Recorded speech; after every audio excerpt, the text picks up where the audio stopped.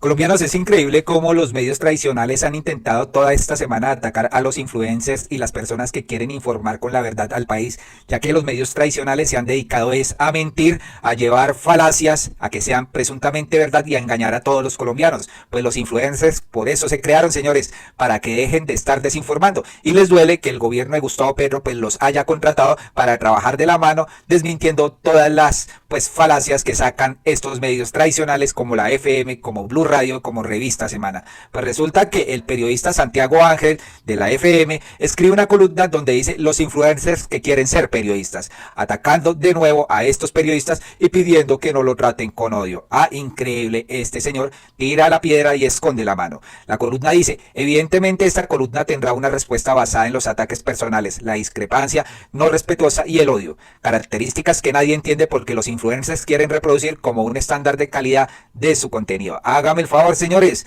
Inicia con que no vayan a pues hablar mal de él cuando él está ya hablando mal de los influencers.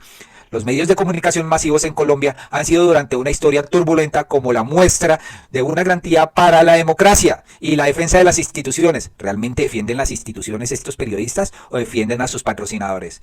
No fueron sino los medios los que revelaron los escándalos del proceso 8000, los falsos positivos, Agroingreso Seguro, Odebrecht, centros poblados o la Unidad Nacional de Gestión de Riesgos. Menciono esto para hacer un recorrido simple de historias y publicaciones en varios gobiernos. El periodismo es de calidad en Colombia porque aquí hemos tenido a un grupo de periodistas prestigiosos que durante medio siglo se tuvieron que enfrentar a los enemigos más difíciles y violentos. Claro, los periodistas del pasado, porque los actuales, déjenme decirles, señores, Vicky Dávila haciendo campaña presidencial, el señor Luis Carlos Vélez arrodillado a sus jefes, ¿no?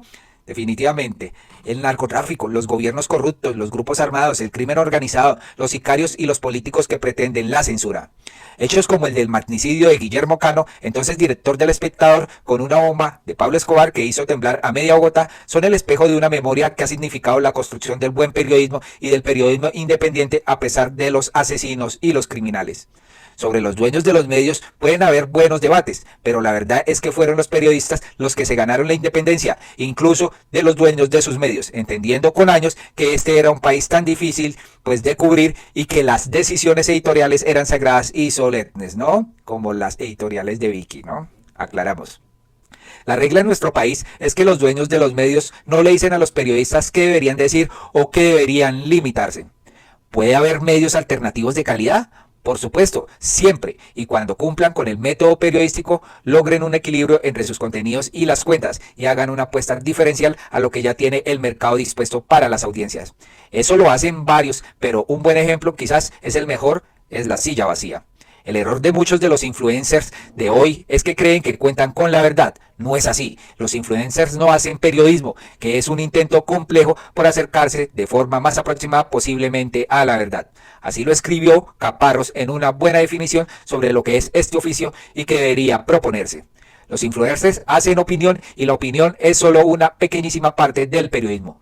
Luego los medios alternativos en los que los influencers publican sus contenidos son medios alternativos de opinión, lo que hace al periodismo convertirse en una institución democrática necesaria para el equilibrio y la confianza de la sociedad, que en todo proceso de investigación involucra filtros editores, la experiencia de personas que llevan entendiendo la diversidad de los temas y las expresiones de un país durante décadas, y que los procesos y la experiencia se adquieren con reportería, dando discusiones en las salas de redacción, leyendo mucho y durmiendo poco. Como por ejemplo, ¿recuerdan el San Clemente sí sabía? Sí, pero no se puede decir. A eso se ve en las salas de redacción, yo me imagino, ¿cierto? La tendencia de las opiniones de los influencers, por el contrario del objetivo del periodismo, que es de nuevo acercarse de una manera compleja a la idea de la verdad, es que insiste en sobresimplificar el mundo y lo hacen fácil y digerible a la indignación, las emociones, el repudio y el ataque. Para una sola publicación de la historia de un periodista en un periódico puede haber 4 o 5 filtros. Incluso para la publicación de la opinión de un influencer no hay ninguno. Los estudiantes de comunicación no deberían tener frente a sus ideales la idea de ser influencers porque no van a aprender nada de periodismo y muy poco sobre la idea de la verdad. Ay, ¿quién habla de verdad, señores? Un país con semejantes discusiones como este necesita moderación, sensatez y explicaciones profundas que traten de reunir todas las perspectivas posibles en los temas, ¿no? Opiniones sólidas y respetuosas, investigaciones rigurosas, sobre todo intentar entender el mundo para intentar explicarlo. Lejos de eso, los influencers quieren ser ricos, reconocidos y virales, pase lo que pase. Por supuesto, como periodista me he equivocado y creo que los medios también, pero en el camino a la verdad, la sociedad seguirá necesitando de los medios que sí son unas lámparas contra el poder y los abusos. ¿Lámparas contra el poder o lámparas para abrir y alumbrar al poder? ¿Ah? Es la interrogante que nos deja este señor periodista que dice que es los dueños de la verdad y que ellos sí investigan y que ellos sí estudian y que los influencers es una mínima parte, ¿no? Pues ¿qué le dicen a este señor, no? Los periodistas que se dejan humillar por mantener un puesto, lo decimos por este señor, esa sería una buena columna que debería escribir el señor Santiago Ángel. Le dejo un ejemplo. Por cierto, ¿cuánto le paga Fico al colombiano? Para hablar bien de su administración, ahí vemos pues la transparencia que dicen tener estos periodistas. Escuchemos cuando Luis Carlos Vélez pues censuró a este mismo periodista Santiago Ángel, ¿no? Porque Luis Carlos Vélez es el director y el dueño pues de la FM o la dirección de la FM. Dese en cuenta cuando el señor Santiago Ángel intentaba pensar diferente y aquí pues lo calla el señor Luis Carlos Vélez, su jefe. Increíble. Estamos subsidiando pensiones en Colpensiones, Luis Carlos, sí, muy altas. Pero tranquilo, Santiago, porque estás equivocado. Déjate enseñar. Lejos. Todos hemos tenido tu edad. A ver, yo pongo Ojo en esto, Santiago. Y te lo digo con todo el respeto. Una cosa es subsidiar a la gente que ya dio algo y otra cosa es no subsidiar subsidiar a gente que no ha dado nada. ¿Por qué? ¿Y qué es lo que te quiero enseñar hoy? Una vez más, Santiago. Una cosa es un subsidio y otra cosa muy diferente es la pensión. Subsidio y pensión. Subsidio y pensión. Una cosa es una ayuda adicional a la gente que ya pagó y otra cosa es regalar cosas a la gente que no pagó. Eso es, Santiago. Carlos, que no lo quieras entender está bien, pero le haces daño a la gente. Y te lo digo con todo el respeto, le haces daño a la gente repitiendo algo como un loro cuando no conoces el concepto. Y el concepto es muy claro, y te lo digo con cariño. Una cosa es subsidiar, otra cosa es regalar. Luis Carlos. Ese es el tema. Ahí yo no estoy de acuerdo con usted. No, pero es que está bien, está bien, Santiago, que no lo entiendes, está bien. Pero está bien, es que Santiago, me molesto, porque esta plataforma es para enseñarle a la gente. No es para entrar en el mismo discurso del gobierno. No, Santiago, es el mismo discurso del gobierno. Es el mismo discurso del gobierno. Santiago, si usted le pregunta a sus fondos, ellos le van a explicar por qué Santiago, es el mismo discurso del gobierno. Está bien, Santiago. Todas las pensiones están subsidiadas en Colpensiones. Y eso es uno de los grandes debates de esta reforma. Yo estoy de acuerdo con usted en que los subsidios no deben pagarse a través de las pensiones de personas que ahorraron. Pero hoy las pensiones que se pagan en Colpensiones, la enorme mayoría están subsidiadas por el Estado. ¿Ah? Cómo lo arrodillaba e intentar pensar diferente, pero este señor lo callaba, ¿no? Increíble. Aquí damos cuenta de la independencia que tiene cada periodista a la hora, ¿no? Sus filtros, como lo dice él, como lo dice Santiago Ángel acá, sus filtros. Pues el filtro de Luis Carlos Vélez es que no saque, pues nada positivo frente al gobierno, ¿no? Aquí otra persona dice, ataques personales los que hace el periodismo prepago. Los influencers son apenas una medida para contrarrestar la desinformación creada por los medios. Por eso les duele en el alma, señores. Aquí otra persona le dice, es irónico y absurdo que se hable de odio mientras se esparcen mentiras, falacias y desinformación desde los medios de comunicación tradicionales. Es como si un sicario con micrófono intentara dictar cómo debe comportarse la ciudadanía alineando sus pensamientos con la ideología, ¿no? Otra persona dice, esta columna es una diatriba a las especulaciones y el maniqueísmo, que no responde nada. Ustedes pierden credibilidad cuando los dueños de sus negocios y su línea editorial es de destrucción a todo aquello que sea de izquierda. Y es verdad, señores, aquí estos medios son dedicados a rajar del gobierno todo el tiempo, señores. Por otro lado, colombianos, les traemos el tremendo debate que se llevó entre Miguel Uribe Turbay, que se cree, mejor dicho, el que sabe más, pero que está diciendo falacias, que dice que la economía del señor Iván Duque creció durante pandemia, pero creció endeudando a Colombia y dejando que Gustavo Petro pues tuviera que pagar esta deuda exorbitante, y esto no lo ven los uribistas. Hasta una clase de economía se les puede dar a estos senadores que dicen ser, mejor dicho, los más lumbreras de toda la economía de este país. Escuchen a Miguel Uribe Turbay y después la intervención del señor Wilson Arias, que lo deja sin argumentos. Los que conspiran y hacen terrorismo son otros. Bueno, primero, comencemos con ese tema de las inversiones forzosas y las mentiras que acabamos de oír. Es completamente diferente, aunque se llame igual, lo que se propuso en el marco de la pandemia a lo que hoy Petro está proponiendo. Primero, precisamente por el contexto. El contexto de la pandemia, evidentemente, es completamente diferente al que hoy vivimos. Pero la gran diferencia es que Petro hoy lo que le está pidiendo a los bancos es un porcentaje mínimo que deben trasladarle al Estado para que sea el Estado el que asigne esos recursos. Mientras que la propuesta a la que se refieren en el marco de la pandemia, lo que buscaba era que sean los bancos los que estudien y asignen los recursos. Tiene una diferencia gigantesca, porque el nivel de eficiencia es mayor y el nivel de riesgo menor. Así que no se comparan, porque además aquí se estaba pidiendo un mínimo.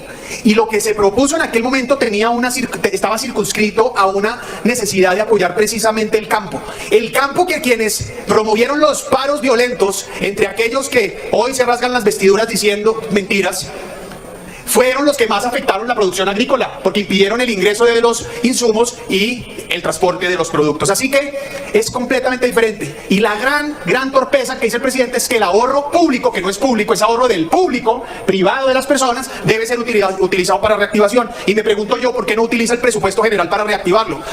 Y la gran respuesta es porque está utilizando el presupuesto público es para hacer politiquería.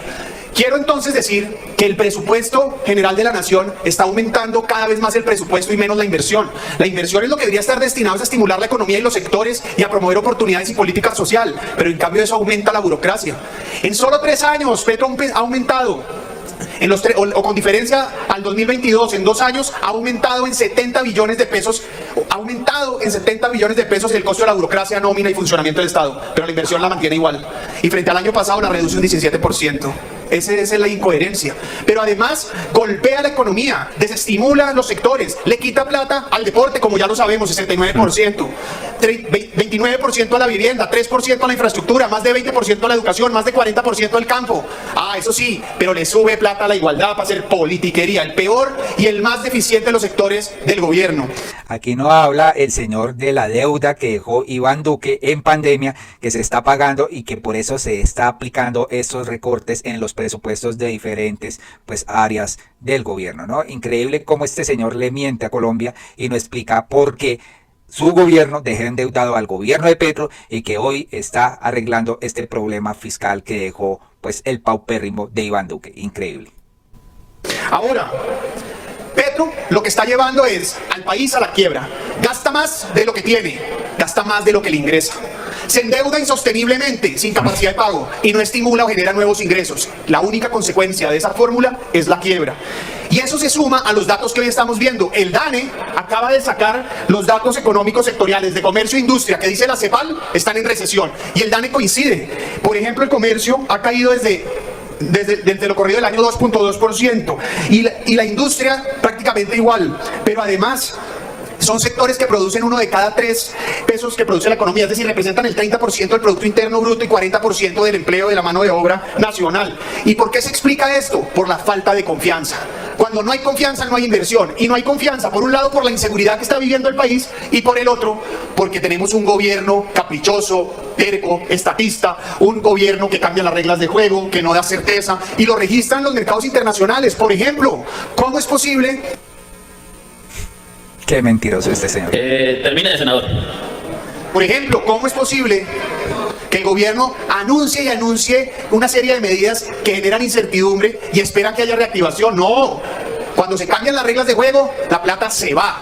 Por ejemplo, saca a Desarrollo también un indicador de incertidumbre, que lo que muestra es que la incertidumbre promedio del gobierno Petro es prácticamente mayor a la incertidumbre que el país vivió en la pandemia. Eso está generando desinversión. La desinversión genera desempleo. El desempleo genera pobreza. Pero también la desinversión lleva a que haya menos empresarios o, en su efecto, que ganen menos. Conclusión, pagan menos impuestos y si pagan menos impuestos hay menor política social. Y pasa lo mismo en el caso de la industria, como decía. De los últimos 16 meses, 15 ha bajado la industria.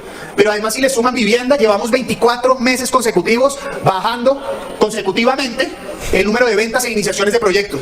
¿Cuál es el resultado de todo esto? Porque no otorgan los créditos los bancos a personas que quieren adquirir vivienda o les ofrecen unas tasas de interés súper elevadas. Por eso se quiere hacer las inversiones forzosas para que a través del Banco Agrario, por ejemplo, se preste para compra de vivienda, para inversiones en el campo, pero esta gente se opone. Entonces des en cuenta cómo ellos mismos se matan solitos, justificando que no hay inversión en el campo de vivienda, que ha bajado, pero es realmente por esto, señores. Los bancos no prestan, señores, o prestan a intereses muy altos que los colombianos no pueden pagar y no pueden meterse en esta vaca loca que el señor, pues aquí Miguel Uribe lo ve muy fácil decirlo, ¿no? Pues una crisis económica sin precedentes para los colombianos, que a eso se le suma la inseguridad por la complacencia de Petro con los bandidos, y eso es lo que va a llevar al dolor de los bolsillos de los ciudadanos. Y para terminar, la inversión forzosa no es otra cosa que meterle la mano a la inversión forzosa de Gustavo Petro, esta como la describí, no es otra cosa que meterle la mano a los bolsillos de los ciudadanos a robarle sus ahorros. Ya les quitó las pensiones, ahora va por los ahorros en las cuentas en los bancos. No lo vamos a permitir. Ah, ¿qué tal este señor tan desinformador? Pues vamos a tener la intervención aquí de Wilson Arias, que le canta la tabla a este señor y realmente le hace abrir los ojos a los colombianos para que se informen realmente con lo correcto. Quiero hacerles algo así como un recorderis histórico muy breve sobre la inversión forzosa y un presente de la inversión forzosa. El recorderis. Corrían los días de la pandemia. El presidente de la República de Colombia, el expresidente Álvaro Uribe produce un trino donde anuncia los planes del Centro Democrático y dice: radicaremos la propuesta de crear un mecanismo de inversión forzosa al sector financiero para aumentar los créditos a las micros y pequeñas y medianas empresas como instrumento de recuperación de la senda de crecimiento. Y el mismo día, como tendría que ser en un partido autoritario, el Centro Democrático dice lo mismo: presentaremos el proyecto de inversión forzosa. Esto para recordarle a algunos de mis imberbes contertulios, pero sobre todo para que el país lo sepa. La doble moral de quienes hoy señalan que ese mecanismo disques expropiatorio de los ahorros en medio de la pandemia, además, puse una propuesta con la que estuvimos de acuerdo, porque quiero recordarle al país que cualquier liberal con elemental mentalidad cepalina estaría de acuerdo en ese procedimiento para que dejemos saldada la discusión. Y a los pocos días, el gobierno de Duque produce el decreto 562 de 2020, harto discutido durante esos días. Nunca nos opusimos a él. ¿Y qué dice? Por el cual se adoptan medidas para crear la inversión obligatoria temporal en títulos de deuda pública en el marco del estado de emergencia económica, social y ecológica. Es decir, las facultades que le dimos a Duque sirvieron para producir, entre otros, este decreto de inversión forzosa. Además de refrescar la memoria en relación con la doble moral del mismo partido que hoy nos indica de expropiar los ahorros, hablemos entonces ahora del presente. El presente conjuga, de una parte, la expedición de la Ley 16 de 1990, mediante la cual se crean los títulos de ahorro forzoso, el mecanismo de ahorro forzoso a través de los títulos de desarrollo agropecuario, y se crea Finagro. Y desde entonces el país ha contado con un mecanismo expedito muy importante, que habrá que explicarle al país para que lo entienda. Un porcentaje bastante pequeño del volumen de los depósitos bancarios, que son cuentas corrientes de ahorros, créditos, en fin, descontado el encaje bancario, del cual hablaremos ahora si tengo tiempo, se destina como obligación a la adquisición de títulos de desarrollo agropecuario que emite Finagro, que se emite desde el gobierno, y que van con destino a Finagro. Pues bien, esos recursos se destinan al sector agropecuario en dos grandes bloques: la mitad de lo que se recauda para los pequeños y la otra mitad para los medianos y grandes. Y ha sido un mecanismo supremamente eficaz. Entre otras cosas, para que quede claro también, no es Finagro, que es de segundo piso, la que estudia los créditos, sino que es la misma banca privada quien opera esos recursos. Es decir, al final es la misma banca privada, normalmente el Banco Agrario, los que disponen para el acceso directo de la población. Y con el mecanismo se han dado a esta fecha 875.000 créditos, de los cuales más de 700.000 son para la pequeña empresa, a la que no favorece el sistema financiero, sino que lo destruye. Dejo de dar dos cifras para pasar a un elemento adicional, más para el país que para la discusión doméstica, y es lo siguiente. Le voy a decir a los ahorradores que estudien muy bien esto que le quiero proponer. No es verdad que lo que se le entrega a Finagro salga de los ahorros depositados. Fíjese usted, hay una cosa que se llama el efecto multiplicador bancario. ¿En qué consiste? Voy a dar un ejemplo de dos palabras. En un banco que se acaba de fundar, el primer cliente...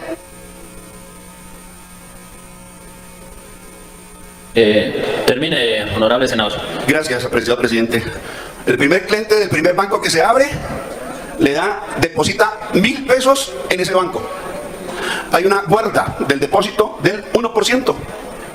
Luego, de esos 1.000 pesos tendrá que reservar el banco de lo físico que le dio el cliente 10 pesos. Luego puede prestar 990 pesos al siguiente cliente que le pide el préstamo, y de esos 990 pesos compra un radio que vale 990 pesos, y el dueño del almacén deposita los 990 pesos y se ha multiplicado ya casi que por 2 el préstamo, el depósito inicial. Y sobre ese hay una cuerda nuevamente del 10%, y sucesivamente entonces ahora podrá prestar ya 980 pesos con 10 centavos, y se irá descontando el depósito, la obligación de la cuerda depositaria para el banco sucesivamente, de modo que hay un efecto multiplicador de los 1.000 pesos y termina prestando usted varias veces, tantas como lo permita el encaje bancario, termina usted multiplicando el banco el mismo depósito inicial. Para que lo estudie el país, eso se llama el efecto multiplicador que hacen los bancos privados, no el Banco de la República. De allí salen los recursos en general que tienen como destino tanto la inversión forzosa de Duque como esta que propone Gustavo Petro. Unas y otras tienen la misma naturaleza, el mismo comportamiento, porque estamos frente al mismo sistema bancario. Estoy invitando al país a que estudie este tema para que no permita que denominaciones políticas completas se dediquen a conspirar en el país para vender terrorismo económico, según el cual dice que esto produce un default económico. Falso de toda falsedad, y tendremos acaso, señor presidente, de continuar la conversación seguramente cuando presente los proyectos de ley. Muchas gracias, señor presidente.